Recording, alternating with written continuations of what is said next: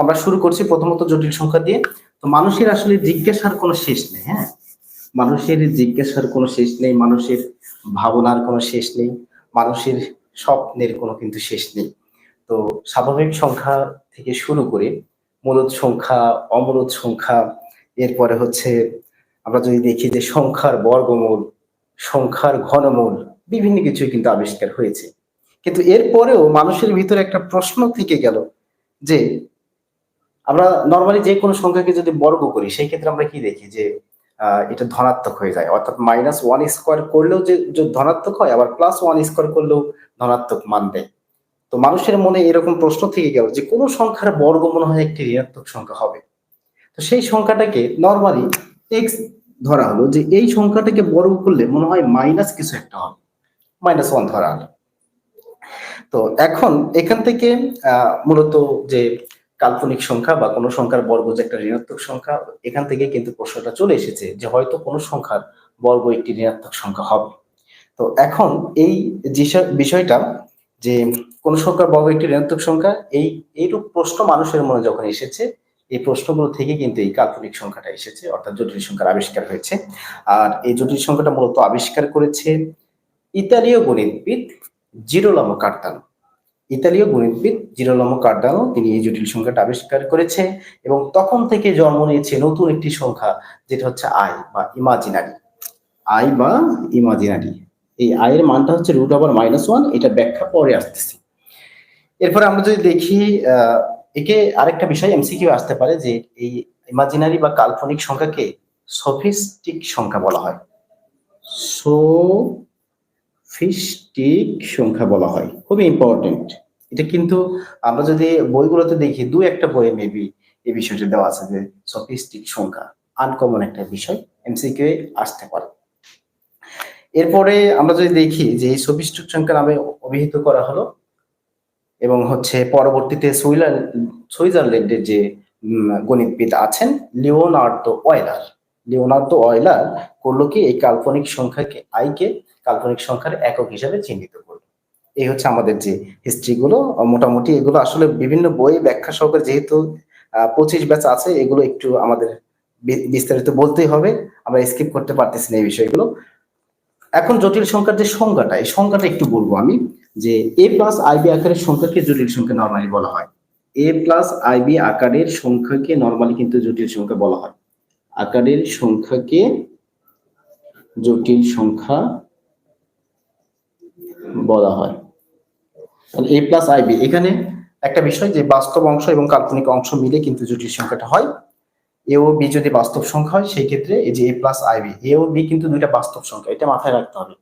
এ ও B কিন্তু বাস্তব সংখ্যা, হ্যাঁ, তাহলে এ ও বি যদি বাস্তব সংখ্যা হয় এবং এই যে একটা বাস্তবের সাথে একটা কাল্পনিক সংখ্যা, অর্থাৎ কাল্পনিক আছে, তার মানে এটা হচ্ছে কাল্পনিক অংশ, এইটুকু হচ্ছে বাস্তব অংশ, তার মানে a+ib কে আমরা জটিল সংখ্যা বলবো। আই এর মান কিন্তু অলরেডি আমি লিখে ফেলেছি, আই এর মান √1, এটা ব্যাখ্যা পরে আসতেছে। আচ্ছা, তাহলে আমরা এখান থেকে শিখলাম যে জটিল সংখ্যার দুইটি অংশ, একটা হচ্ছে বাস্তব অংশ আর একটা হচ্ছে কাল্পনিক অংশ। আচ্ছা, যদি এখান থেকে একটা শর্ত আমরা বের করতে পারি, যদি a সমান 0 হয়, যদি a সমান 0 হয় সেই ক্ষেত্রে শুধু ib থেকে যায়, আর ib যদি থেকে যায় সেই ক্ষেত্রে ib টি কি আমাদের অবশ্যই জটিল, তখন হয়ে গেল জটিল। আর b সমান যদি 0 হয়, b সমান যদি 0 হয়, তার মানে i এর সাথে 0 গুণ করলে তো 0, আর শুধু a থাকে, তার মানে এই এটা হচ্ছে আমাদের কি বাস্তব অংশ। তার মানে এখান থেকে দুইটা বিষয় শিখলাম, যদি a সমান 0 হয় সংখ্যাটি হবে কাল্পনিক, এবং b সমান 0 হলে সংখ্যাটি হবে বাস্তব। ক্লিয়ার কিনা এই দুইটা বিষয়? এবং বিশুদ্ধ কাল্পনিক বলা হয়, কিন্তু বাস্তব অংশ যদি 0 হয় সেটাকে বিশুদ্ধ কাল্পনিক আমরা বলতে পারবো। বাস্তব অংশ যদি 0 হয় সেটাকে আমরা বিশুদ্ধ কাল্পনিকই বলতে পারবো। এরপরে আমরা আসি আই এর ঘাত, এই যে i = √1, এই বিষয়টা নিয়ে একটু কথা বলবো। এরপরে আমরা অ্যাডভান্স লেভেলের ম্যাথ গুলো করে ফেলবো। আই এর ঘাত, এখন টাইপ হচ্ছে আই এর ঘাত,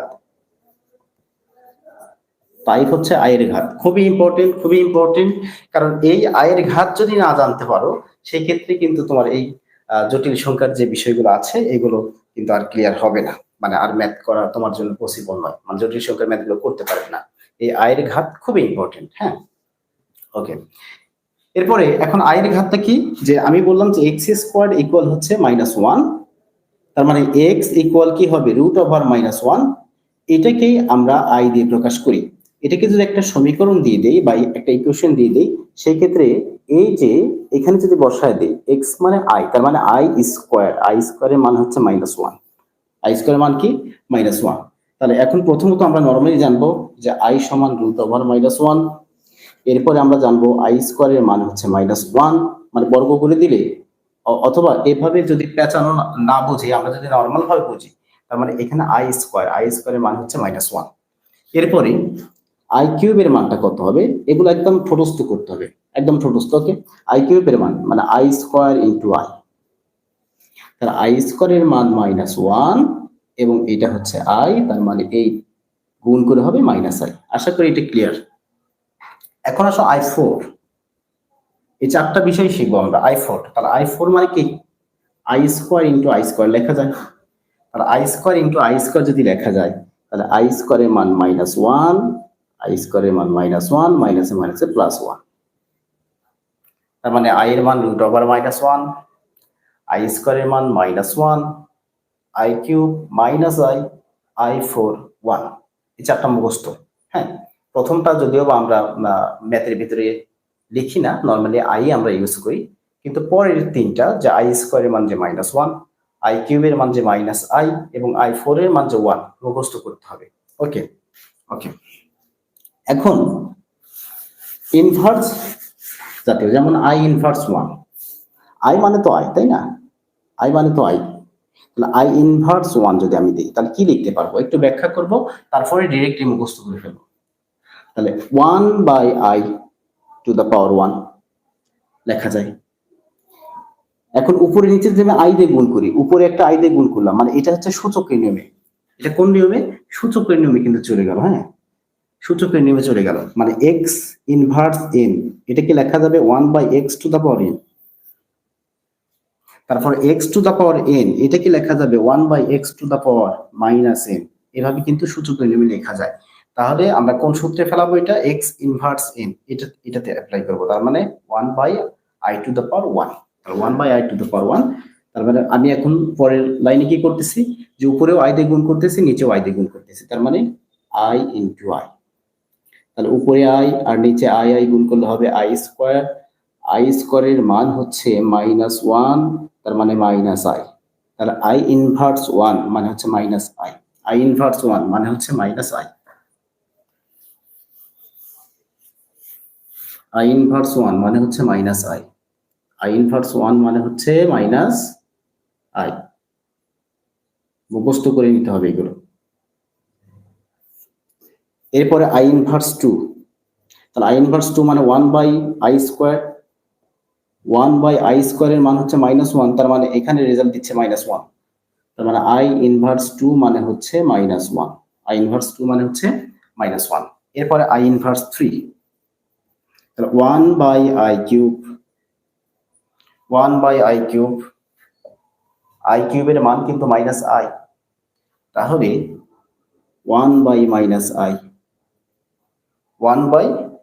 আমরা এটাকে এভাবে লিখতে পারি। তারপরে যদি আমরা আমাদের সুবিধার্থে উপরে একটা আই দিয়ে গুণ করব, নিচে একটা আই দিয়ে গুণ করতেছি, তার মানে এখানে মাইনাসটা, এই মাইনাসটা এখানে আছে, তাহলে I/i²,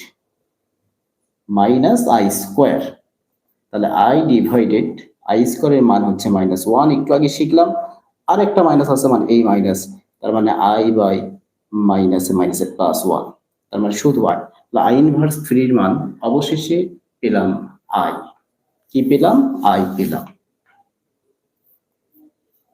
আর I−4 এর মান 1 বের হবে। তাহলে এখান থেকে এই I² এর মান -1, আই কিউবের মান -i, I4 এর মান 1, এগুলো পরীক্ষার হলে কিন্তু ব্যাখ্যা করার সুযোগ নেই, এগুলো ডিরেক্টলি মুখস্থ করতে হবে, কোনো কথা নাই। তাহলে I² এর মান -1, আমার সাথে সাথে বলতে হবে I² এর মান কি -1, আই কিউবের মান হচ্ছে -i। আচ্ছা, ক্লিয়ার দেখা যাচ্ছে কিনা,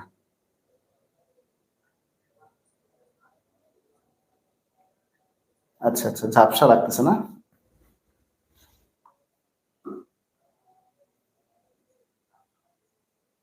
হ্যাঁ, এটা হচ্ছে ক্যাপসুল। 40+ ক্লাস করলে মানে একটা ভালো একটা ক্যাপসুল পাওয়া যাবে। এই ক্যাপসুল খেলে অবশ্য অ্যান্টিবায়োটিকের মতো কাজ করবে। অর্থাৎ এটা পরীক্ষার হলে কিন্তু বোঝা যাবে, হ্যাঁ? পরীক্ষার হলে যখন প্রশ্নটা পেয়ে যখন প্রস্তুতিটাকে কঠিন করবে এবং পরীক্ষাটা যখন সহজ হবে তখন খুবই ভালো লাগবে। তখন এই ক্লাসগুলোর কথা মনে হবে যে স্যার এই ক্লাসের ভিতরে এই বিষয়টা শিখিয়েছিল। হ্যাঁ, এখন মনে হচ্ছে যে তুমি সবই পারো, কিন্তু আসলে কিছুই পারো না। পরীক্ষার হলে গিয়ে কিছুই পারো না, হ্যাঁ? আচ্ছা, তাহলে কি হলো? আমরা দেখলাম I root over -1, I square -1, I cube হচ্ছে -i, i4 এর মান হচ্ছে 1, I inverse 2 -1, I inverse 3 I inverse 4 1। Clear কিনা? তাহলে এগুলো একদম মুখস্থ করতে হবে, ম্যাথ করার সময় আমাদের খুবই কাজে দিবে এগুলো। আচ্ছা, এখন আমরা 4টি শিখলাম, অর্থাৎ i⁴ পর্যন্ত শিখেছি। এখন প্রশ্নকর্তা প্রশ্ন করতে পারে যে আই যেহেতু 2024 সাল চলতেছে, তার মানে i⁴ 2024 তার মান কত, কিভাবে বের করব?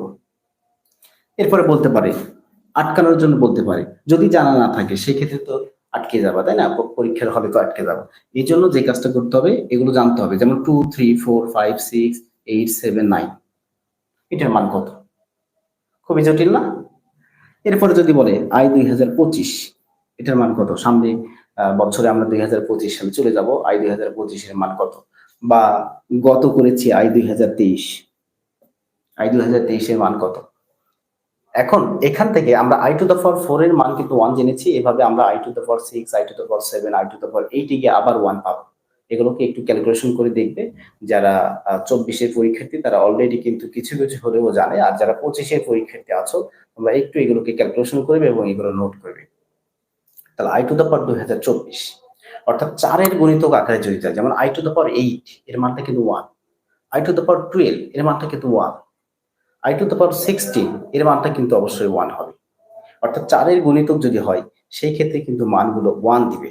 এই জন্য এখানে যদি এটাকে যদি আমরা অর্থাৎ 4n আকারে যদি লিখতে পারি, 4n প্লাস সামথিং। আচ্ছা, আমি 4p দিই, এটাকে 4p প্লাস n দিই। তাহলে 4p মানে কি? এটাকে 4 দিয়ে ভাগ করা যাবে, অর্থাৎ 4 দিয়ে যদি ভাগ করা যায় সেই ক্ষেত্রে তার মানটা হবে 1। যেমন i⁴ এই 16 কে 4 দিয়ে ভাগ করা যাবে, তার মানে আমরা লিখতে পারবো 4 × 4। এই যে যদি গুণিতক আকারে থাকে সেই ক্ষেত্রে কিন্তু এটা হচ্ছে আমাদের তার মানটা 1 দিবে। তাহলে i⁴ কে আমরা ডিরেক্টলি ক্যালকুলেটরে চাপ দেব, ক্যালকুলেটর চাপ দিয়ে দেখব যে কত বের হয়।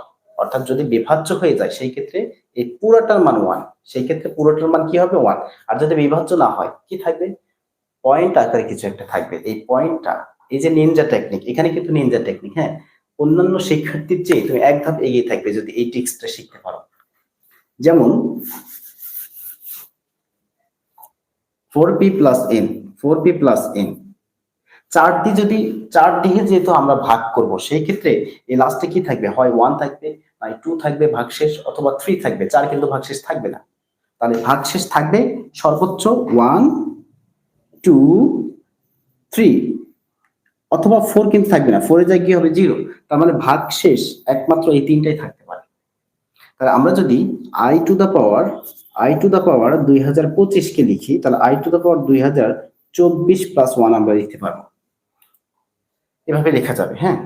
এই যে কাজটা করব, প্রথমত আমরা দেখব ভাগ করে কত বের। 0.25 থাকলে 1 লিখবা, একটু বোঝার ট্রাই করো আগে। এরপরে 0.5 লিখলে 2 লিখবা। এরপরে 0.75 থাকলে 3 লিখবা। পয়েন্ট আকারে থাকবে। যদি থাকে এই তিনটা বিষয় সেই ক্ষেত্রে আমরা এটি লিখবো। তাহলে আমরা কি করলাম? 2025, তাহলে 2025 কে 2025 ভাগ হচ্ছে 4, তাহলে আমরা পাচ্ছি 506.25। তাহলে 506.25, তাহলে এই যে 0.25, তাহলে 0.25 এর জন্য কত? 1।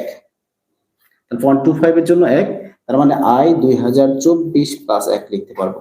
অথবা কেউ যদি চায় যে 4p আকারে লিখতে বলছে, তার মানে 4p মানে কি?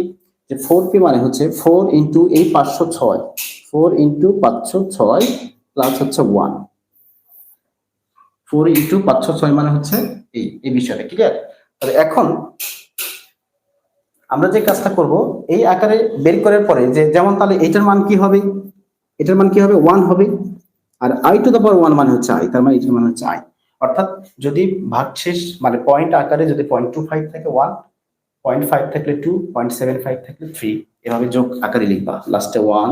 যেমন যদি 0.25 দেখো তাহলে 1 যোগ আকারে লিখবা, যদি 3 থাকে 0.75 থাকে 3 লিখবা, 0.5 থাকলে 2 লিখবা, যোগ আকারে লিখে ফেলবা। লেখার পরে এইটুকু সমান হয়ে যাবে 1, আর পরে i টু দ্য পাওয়ার 3 এর মান কত হয় এটা মুখস্থ আছে, এটা মুখস্থ বসায় দিতে হবে। তাহলে এই যে জাদুকরি টিপস, এটা হচ্ছে আমাদের জাদুকরি টিপস। অবশ্যই এইভাবে তুমি বুঝেছো কিনা এই বিষয়টা একটু ট্রাই করে দেখবা, যে আমি কি বলেছি এটা একটু বোঝার ট্রাই করবা। এই জায়গায় না বুঝলে আমি নেক্সট ক্লাসে এই লাইনটা আবার বুঝে দেবো, এই জায়গাটা আবার বুঝে দেবো যদি প্রবলেম হয়।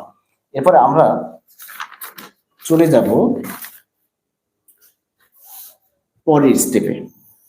পরের স্টেপটা খুবই গুরুত্বপূর্ণ, এখান থেকে 1 মার্ক কিন্তু চলে আসবে। আচ্ছা, এটা হচ্ছে আমাদের কি জিরো না, এই পয়েন্টটা কি জিরো না, তারপরে কি সংখ্যা রেখে এদিকে 1 2 3 4 5 6 7, এদিকে আসতেছে -1 -2 -3 -4 -5, এদিকে এভাবে আসতেছে। তাহলে এখন এই জায়গায় যে বিষয়টা হচ্ছে,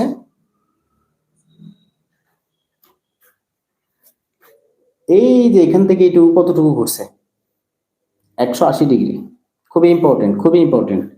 তার মানে আমরা একটু আগে জানলাম যে i স্কয়ারের মান হচ্ছে -1, i স্কয়ারের মান কি -1, তাহলে i স্কয়ারের মান যদি -1 হয় তার মানে এইটুকু ঘোরা মানে কি i স্কয়ার ঘোরা না। যদি -1 মানে হচ্ছে 180 ডিগ্রি যদি ঘোরে, তার মানে এইটুকু -1 মানে হচ্ছে i স্কয়ার বলতে পারবো আমরা। তার মানে এটা এমসিকিউ চলে আসবে যে 180 ডিগ্রি যদি ঘোরে সেখানে কিন্তু i স্কয়ার আমরা বলতে পারবো। অর্থাৎ i স্কয়ার মানে হচ্ছে 180 ডিগ্রি। তাহলে i স্কয়ারে যদি 180 তে হচ্ছে -1, তার মানে 180 তে হচ্ছে i স্কয়ার, এবং যদি 180 তে i স্কয়ার হয় তার মানে 90 ডিগ্রিতে কত হবে, i হবে। মানে এইটুকু হচ্ছে i, এইটুকু হচ্ছে i, এই দুই i মিলে হচ্ছে 180 ডিগ্রি। খুবই ইম্পর্টেন্ট। এরপরে আরেকটা বিষয় আমি একটু আলোচনা করি এখানেই। আমরা ম্যাথগুলো সমাধান করব, আমরা জটিল জটিল ম্যাথগুলো সমাধান করব, যেগুলো পরীক্ষায় আসবে এই ম্যাথগুলো আমরা সমাধান করবো একটু পরে। তার আগে কিন্তু এগুলো জানতে হবে। আমি জানি যে তোমরা এগুলো পারো, এরপরেও আমাকে বোঝাতে হবে। হ্যাঁ, অনেক শিক্ষার্থীর কথা বিবেচনা করে এগুলো একটু বোঝাতে হবে। আরেকটা বিষয় মনে রাখবে যে আই সিরিজের পরপর 4টি সংখ্যার যোগফল 0 হয়। আই সিরিজের পরপর 4টি সংখ্যার যোগফল 0 হয়। যেমন আমি যদি বলি আই স্কোয়ার, i³ i4, এই 4টার মান হচ্ছে 0, যোগ করে ফেলবা। এরপর আমি যদি বলি 1 + i + i² + i³ এর মান হচ্ছে 0।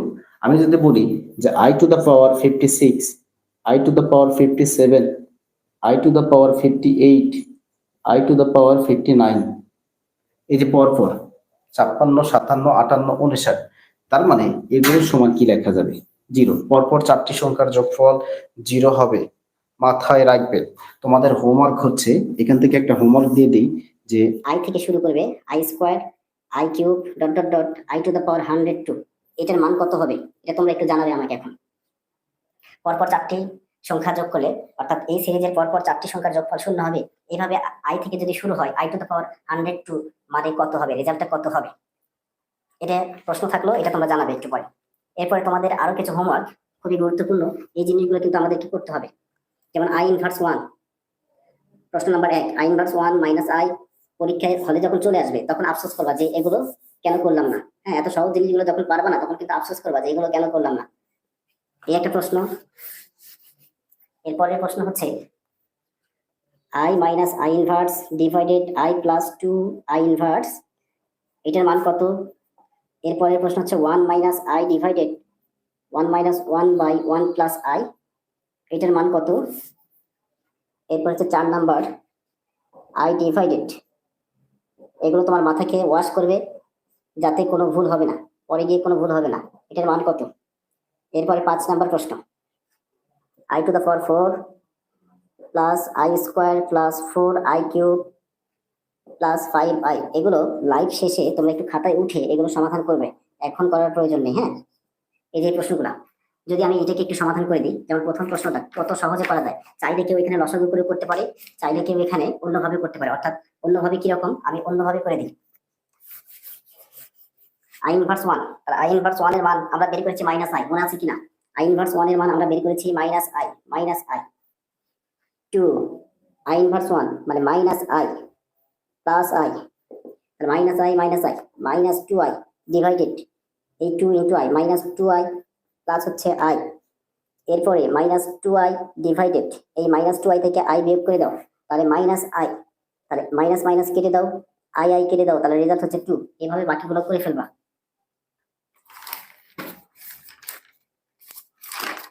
এরপর আমরা আসবো সবচেয়ে গুরুত্বপূর্ণ এই চ্যাপ্টারের ভিতরে যে বিষয়টা, এটা নিয়ে আলোচনা করব।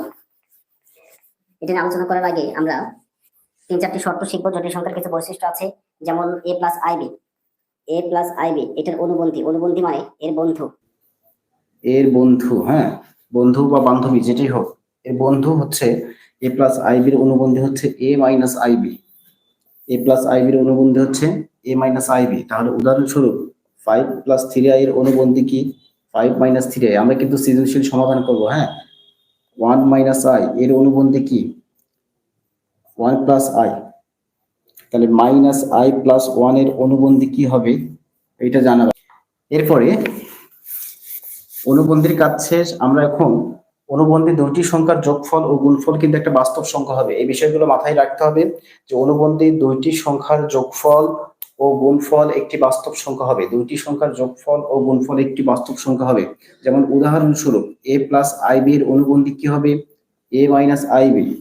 তাহলে এ প্লাস আইবি এর অনুবন্ধী এ মাইনাস আইবি হলে এটাকে যখন আমরা গুণ করব, তাহলে গুণ করলে কি হবে, ছোট বাচ্চাদের মতো যদি গুণ করি এ আর এ গুণ করলে কি হবে এ স্কোয়ার।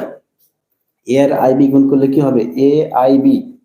অবশ্যই আমি একটা বিষয় বলে রাখি, যে দুইটার সংখ্যা হোক বা তিনটার সংখ্যা হোক বা চারটার সংখ্যা হোক, গুণ করলে কিন্তু অবশ্যই সেই সামনের সংখ্যাগুলোর সামনের চিহ্নগুলোকে গুণ করতে হয়। আগে চিহ্নগুলোকে গুণ করতে হয়, তারপরে নরমালি সংখ্যাগুলোকে গুণ করতে হয়। তাহলে এ এবং এ গুণ করলে হবে এ স্কোয়ার, এ এবং আইবি গুণ করলে হবে এ আইবি, আইবি এবং এ গুণ করলে হবে প্লাস প্লাসে প্লাস এ আইবি, প্লাস মাইনাসে minus I square B square, B আর বি গুণ করলে হবে বি স্কোয়ার। এখন এই প্লাস এ আইবি আর মাইনাস এ আইবি কেটে গেল, তাহলে এখন কি এ স্কোয়ার মাইনাস আই স্কোয়ারের মান কি -1, তাহলে মাইনাস মাইনাসে প্লাস বি স্কোয়ার। এই যে গুণ করলে আমরা কিন্তু একটা বাস্তব সংখ্যা পেয়েছি। তাহলে যোগফল এবং গুণফল, আর যোগ করলে তো অলরেডি বাস্তব সংখ্যাই পাবো, কারণ এই প্লাস আইবি এবং মাইনাস আইবি কেটে যাবে, থাকবে এ আর এ 2a। তার মানে একটা বৈশিষ্ট্য পেলাম যে অনুবন্ধী দুইটি সংখ্যার যোগফল ও গুণফল একটি বাস্তব সংখ্যা, একটি বাস্তব সংখ্যা। এর আগে অনুবন্ধী বিষয়টা আমরা ক্লিয়ার করেছি যে এ প্লাস আইবি এর অনুবন্ধী অবশ্যই জটিল সংখ্যার সামনে কিন্তু মাইনাস চিহ্নটা থাকবে, অবশ্যই জটিল সংখ্যার সামনে কিন্তু মাইনাস চিহ্নটা থাকবে। আচ্ছা, এরপর 3 নাম্বার যে শর্তটা সেটা হচ্ছে যে দুটি জটিল সংখ্যা সমান যদি হয়, যদি দুটি জটিল সংখ্যা যদি সমান হয়, সেই ক্ষেত্রে পৃথক ভাবে এদেরকে কাল্পনিক অংশ এবং বাস্তব অংশগুলোকে আলাদা করে লেখা যাবে, অর্থাৎ সমান আকারে লেখা যাবে। যেমন আমি বলি 2 + 3i এটা একটা জটিল সংখ্যা, আর যদি বলি 4 + 5i এটা একটা জটিল সংখ্যা, তাহলে সেই ক্ষেত্রে এই দুইটা যদি সমান হয়, তাহলে এই বাস্তব অংশ আমরা সমান লিখতে পারবো, অর্থাৎ 2 = 4 লিখতে পারবো। অনুরূপভাবে এই 3i সমান আমরা লিখতে পারবো 5i। খুবই ইম্পর্টেন্ট এটা। 2 = 4 এবং 3i = 5i, অর্থাৎ বাস্তব অংশ সমান বাস্তব অংশ এবং কাল্পনিক অংশ সমান আমরা কাল্পনিক অংশ কিন্তু লিখতে পারবো। ওকে, এই হচ্ছে আমাদের জটিল সংখ্যার যে মূলত এই বিষয়গুলো ছিল। এখন আরেকটা বিষয় হচ্ছে 4 নম্বর যে শর্তটা হচ্ছে যে কোনো বাস্তব সংখ্যা, যেমন 2 একটা বাস্তব সংখ্যা, এটাকে কি জটিল আকারে লেখা যাবে না? অবশ্যই জটিল আকারে লেখা যাবে। যেমন 0 প্লাস মানে 2 প্লাস, হ্যাঁ, যদি আমরা দেখি 2 + i, 0 লিখতে পারবো, অর্থাৎ 2 কে আমরা জটিল সংখ্যা আকারে লিখলাম। একে যদি জটিল সংখ্যা মানে এই যে বাস্তব সংখ্যাটাকে কিন্তু জটিল সংখ্যা আকারে লেখা যাবে, জটিল সংখ্যা আকারে লেখা যাবে। এই যে বাস্তব সংখ্যাটাকেও জটিল সংখ্যা আকারে লেখা যাবে। তাহলে প্রশ্ন আসতেই পারে যে 5 একটি বাস্তব সংখ্যা, এর জটিল সংখ্যা নিচের কোনটি, বা একে জটিল সংখ্যা আকারে লেখা যাবে কিনা। হ্যাঁ, এটাকে জটিল সংখ্যা আকারে লেখা যাবে, অর্থাৎ জটিল সংখ্যার সামনে যে জিরো দিতে হবে, কারণ জিরো দিলে এটা ক্লিয়ার। হ্যাঁ, ওকে। এরপরে সবচেয়ে গুরুত্বপূর্ণ যে এ প্লাস আইবি আকারে, এটা আমরা মোটামুটি অনেকেই পারি যে এ প্লাস আইবি আকারে, এটা খুবই ইম্পর্টেন্ট। এই টাইপ হচ্ছে এ প্লাস আইবি আকারের টাইপ। এ প্লাস আইবি আকারের টাইপটা খুবই ইম্পর্টেন্ট। যেমন উপরে আছে 1 + 2i ডিভাইডেড 1 - i, এটাকে আমি এ প্লাস আইবি আকারে কিভাবে লিখবো? এ প্লাস আইবি আকারে লেখার জন্য যে কাজটা করতে হবে, এই নিচে যা থাকবে, নিচে যা থাকবে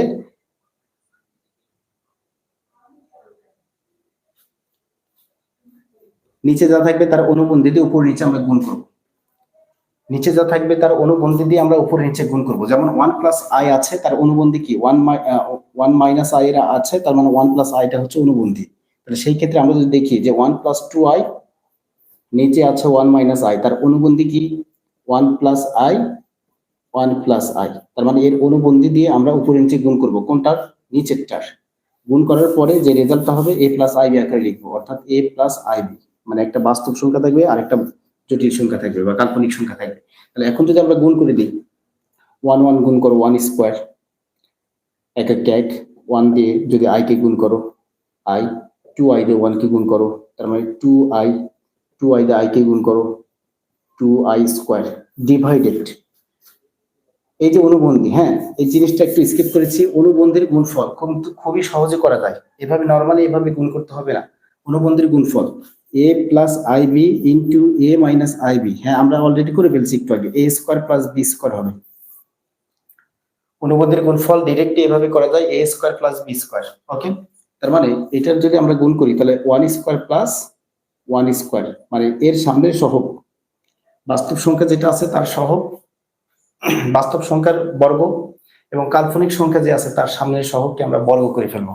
তাহলে সেই ক্ষেত্রে এই যে i স্কয়ারের মান -1 হবে, পরে গিয়ে এটা ফিনিশ হয়ে যাবে। যার কারণে i কোথায় গেল, অনেকে প্রশ্ন করে স্যার i কোথায় গেল। তাহলে i এর ক্ষেত্রে i এর সামনে যে সহগটা, i টা ফিনিশ হয়ে যাবে, কারণ i গুণ করলে হবে i স্কয়ার, আর i স্কয়ারের মান কিন্তু -1, i থাকবে না। তাহলে সেই ক্ষেত্রে আমরা 1 স্কয়ার + 1 স্কয়ার লিখতে পারবো। তাহলে এখন এই জায়গা থেকে আমরা যদি দেখি যে 1 + i, এটাকে যদি আমরা যোগ করি তাহলে কি হবে? 3i না? আর এই যে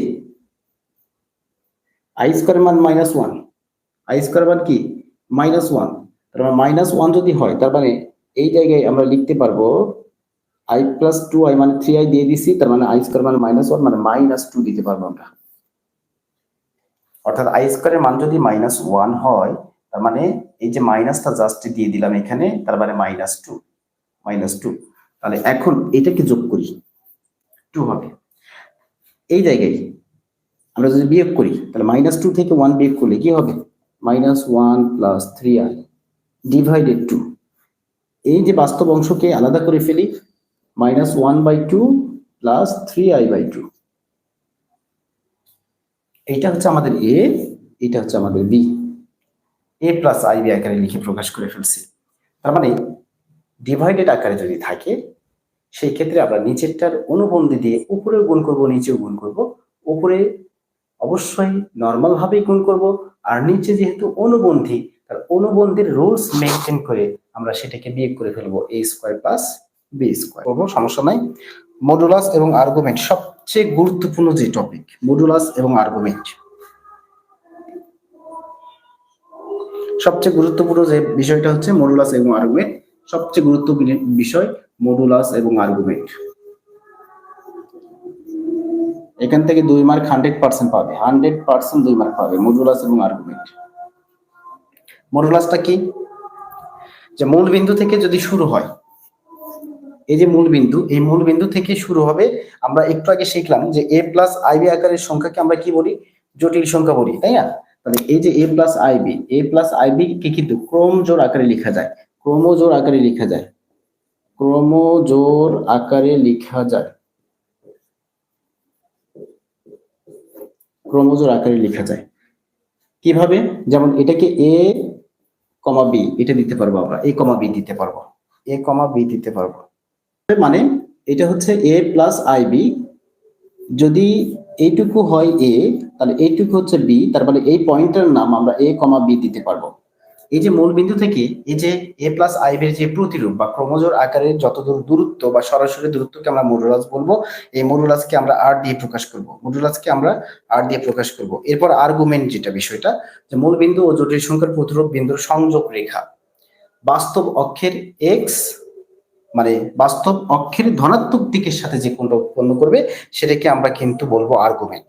বাস্তব অক্ষের ধনাত্মক দিকের সাথে যে কোণটা উৎপন্ন করবে এই কোণটা, এটাকে বলবো আমরা আর্গুমেন্ট। হ্যাঁ, আর্গুমেন্ট মডুলাস নরমালি আমরা বের করি পিথাগোরাসের উপপাদ্য যদি দিয়ে দিই, যেহেতু এটা একটা সরাসরি ডিসটেন্স, এটা একটা সরাসরি ডিসটেন্স, তার মানে এটা একটা সমকোণী ত্রিভুজ। আর এই সমকোণী ত্রিভুজ মানে এইটুকু যদি এ হয়, এইটুকু যদি বি হয়, তাহলে অবশ্যই এইটাকে যদি আর দিয়ে প্রকাশ করা হয় তাহলে আর স্কোয়ার, অতিভুজ স্কোয়ার সমান লম্ব স্কোয়ার প্লাস ভূমি স্কোয়ার। তাহলে সেই ক্ষেত্রে আর এর মান পাচ্ছি root over a square plus B square. মুখস্থ।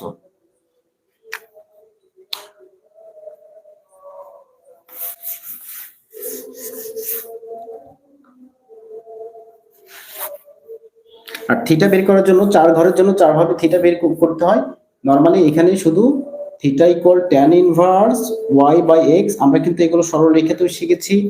এখানে আসতে অর্থাৎ সেকেন্ড কোঅর্ডিনেটে যদি আমরা বের করি সেই ক্ষেত্রে আমরা দেখি যে এইটুকু হচ্ছে আমাদের পাই, তার মানে পাই থেকে মাইনাস করে দিতে হয় pi tan inverse Y by x, অর্থাৎ এই পুরোটা হচ্ছে পাই, পাই থেকে থিটাটা মাইনাস করে দিতে হবে, অর্থাৎ পাই মাইনাস থিটা।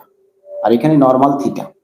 আর এইদিকে ঘড়ির কাঁটার দিকে আসতে হয়, কারণ এখানে মুখ্য আর্গুমেন্ট সাধারণ আর্গুমেন্টের অনেক পার্থক্য আছে, এগুলো আমরা বিস্তারিত কথা বলবো।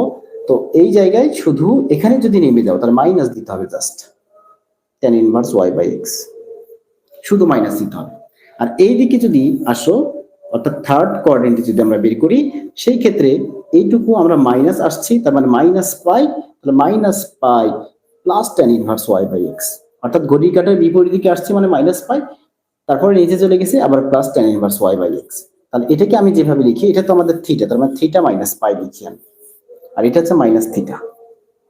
তাহলে এটা হচ্ছে থিটা, এটা হচ্ছে pi minus theta, theta minus pi, মানে প্রশ্ন উত্তর করতে এখানে সুবিধা হবে, উত্তর করতে কিন্তু সুবিধা হবে, যার কারণে থিটা মাইনাস পাই লিখে ফেলছি। আর এটা শুধু মাইনাস থিটা। এই চার ঘরের জন্য আমরা চার ভাবে কিন্তু আর্গুমেন্ট বের করব। আর মডুলাস বের করে কিন্তু ওই একটা সূত্র, মডুলাস বের করে কিন্তু ওই একটা সূত্র খুবই ইম্পর্টেন্ট এটা, কারণ এটা পরীক্ষায় আসবেই তো, 100% আসবে পরীক্ষায়।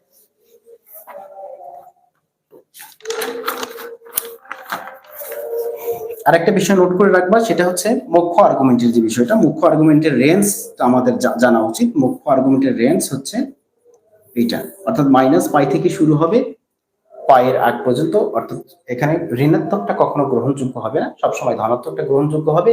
এই জন্য মাইনাস পাইটা বাদ যাবে, অর্থাৎ মাইনাস পাইয়ের পর থেকে শুরু করে এই পাই পর্যন্ত, অর্থাৎ পাই সহ। এখানে কিন্তু এই যে ইকুয়াল চিহ্নটা দেওয়া নাই, ইকুয়াল চিহ্ন যদি থাকতো, মানে এই যে গ্রেটার দেন ইকুয়াল যদি থাকতো সেই ক্ষেত্রে কিন্তু মাইনাস পাই সহ হতো, তাই না? আর এই ক্ষেত্রে কিন্তু আমরা এটাকে এই যে মাইনাস পাইকে স্কিপ করব, মাইনাস পাইয়ের পর থেকে এই প্লাস পাই পর্যন্ত, এটা হচ্ছে আমাদের মুখ্য আর্গুমেন্টের রেঞ্জ, এটা হচ্ছে আমাদের মুখ্য আর্গুমেন্টের রেঞ্জ, খুবই গুরুত্বপূর্ণ। আর সাধারণ আর্গুমেন্ট অনেক হয়, সাধারণ আর্গুমেন্ট অনেক হয়, এটা নরমালি সাধারণ আর্গুমেন্ট অনেক হবে। ক্লিয়ার তো দেখা যায়।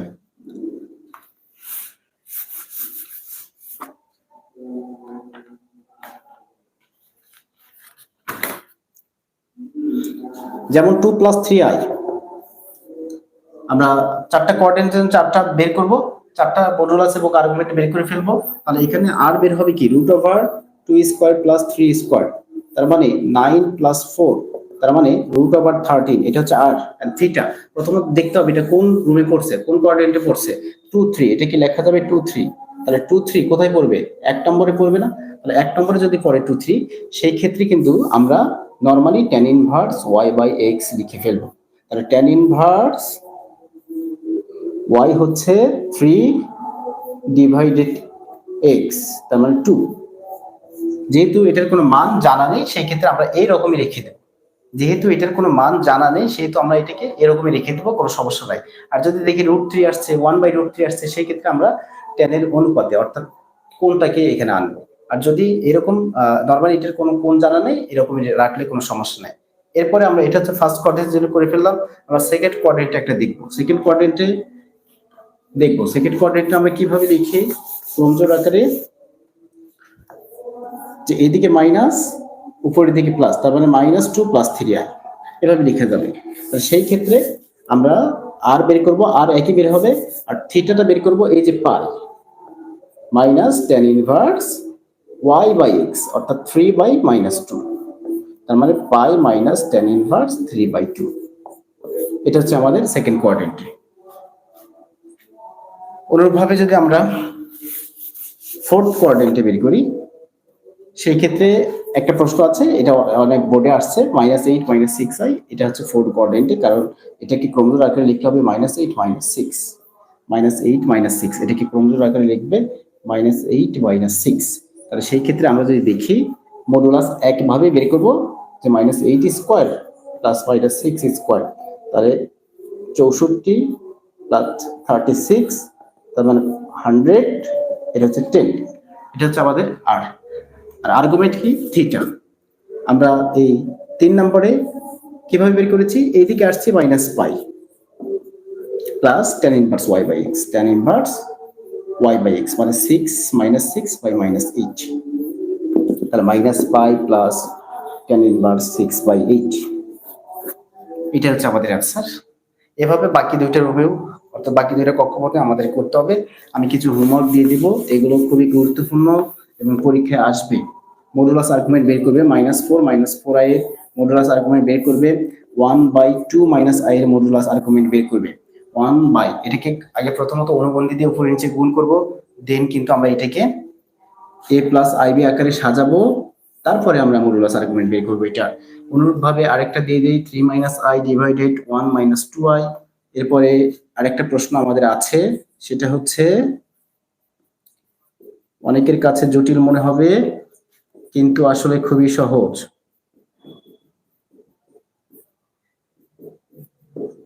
এই যে দেখে ভয় লাগতেছে, হ্যাঁ, দেখে ভয় লাগছে, এটা কি কোনো প্রবলেম নাই, এটাকে আমরা নরমালি লসাগু করব, লসাগু করে a + ib আকারে আনবো, a + ib আকারে আনার পরে কিন্তু আমরা এটাকে মডুলাস আর্গুমেন্ট বের করব। ওকে, আচ্ছা, আরেকটা বিষয়, কিছু কিছু জিনিস জানলে অনেকের চেয়ে এক ধাপ এগিয়ে থাকা যায়। যেমন দেখে উত্তর করা যায়, প্রথমত এক্স এদিকে ধরে 1 2 3 4 5 6 এরকম যদি হয়, একদম মুখস্থ করে নিবে, আর্গুমেন্ট 0, কারণ এখানে কোনো কোণ নাই, থিটা নাই, এর উপরে সবকিছু 0, তার মানে এখানে হচ্ছে আর্গুমেন্ট 0। এরপরে 2 নাম্বার যে বিষয়টা আমি বলবো, যে এক্স আই, জেড এর মান xi, i 2i 3i 4i, এই যে এগুলো i 2i 3i 4i ni এভাবে যাচ্ছে, তার মানে এদিকে সবসময় π/2 আর্গুমেন্ট হবে π/2, তার মানে মাঝে মাঝে বলতে পারি যে i এর আর্গুমেন্ট কত, তাহলে i এর আর্গুমেন্ট ক্যালকুলেশন করার দরকার নাই, π/2, হ্যাঁ। এরপরে -1 - 2 এদিকে আসবে 3 নম্বরে, যেটা জেটের মান -1 - 2 -x -3, এইদিকে যদি আসে, এইদিকে, সেই ক্ষেত্রে এটা পাই না, পাই পয়েন্ট না, তার পাই পয়েন্ট মানে এটার মান হচ্ছে পাই, এটার মান হচ্ছে -xi -i -2i কিন্তু অনেকবার আসছে পরীক্ষায়, -i -2i কিন্তু অনেকবার আসছে পরীক্ষায়। তাহলে সেই ক্ষেত্রে আমাদের আর্গুমেন্ট আমরা পেয়ে যাচ্ছি -π/2, -π/2। এই চারটি সূত্র যদি জানা থাকে, অনেকগুলো মডুলাস আর্গুমেন্ট আমরা বের করতে পারবো, -π/2।